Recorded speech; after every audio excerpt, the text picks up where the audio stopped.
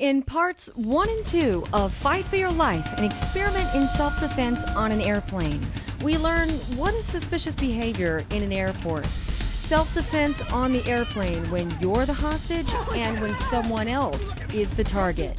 Now, for the third scenario. Where are you going? I was just Sit down! Sit! No.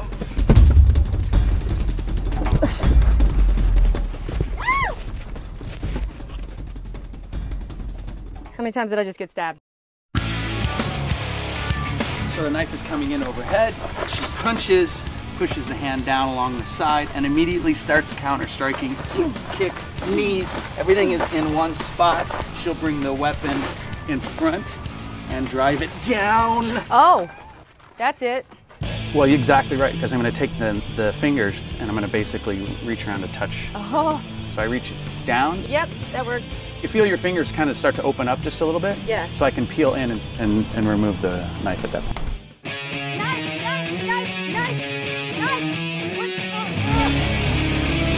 Good. Ah, give it. Give it. Now, for the test. Where you going? I'm just going in my seat. Where you going?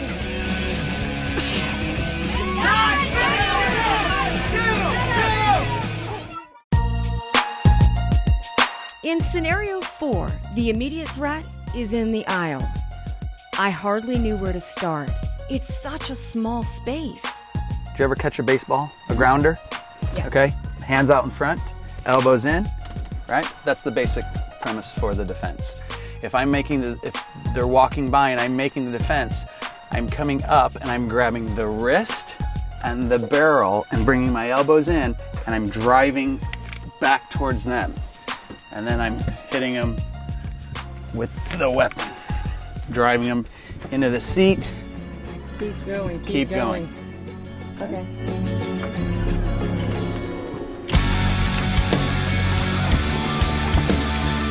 And for the final exam, I learned self-defense in a small space like an airplane is not only moves, but also mentality. Well, you know, everybody has to make their own decision. You know, you have a choice to sit and watch or you have a choice to fight.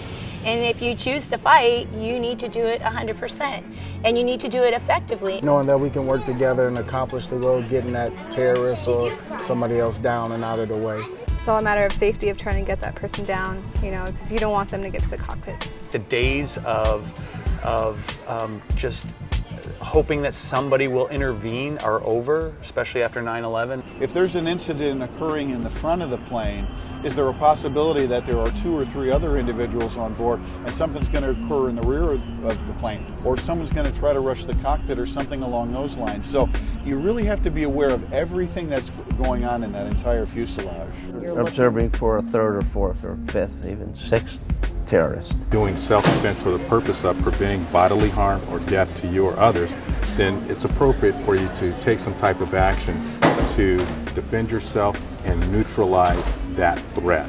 In a situation like that, the expectation is not that the pilots are going to leave the cockpit and resolve some sort of situation. That's not really their job. Even if they're armed. Even if they're armed. Their job is to keep that aircraft flying and get it landed safely. That's their job and that's what they're thinking.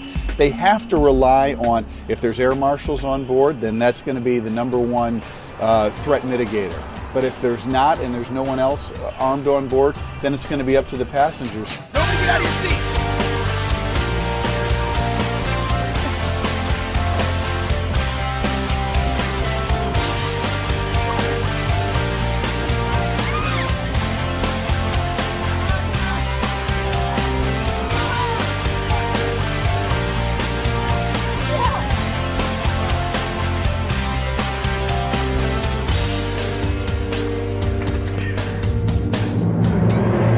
Oh man, all right, that's a wrap.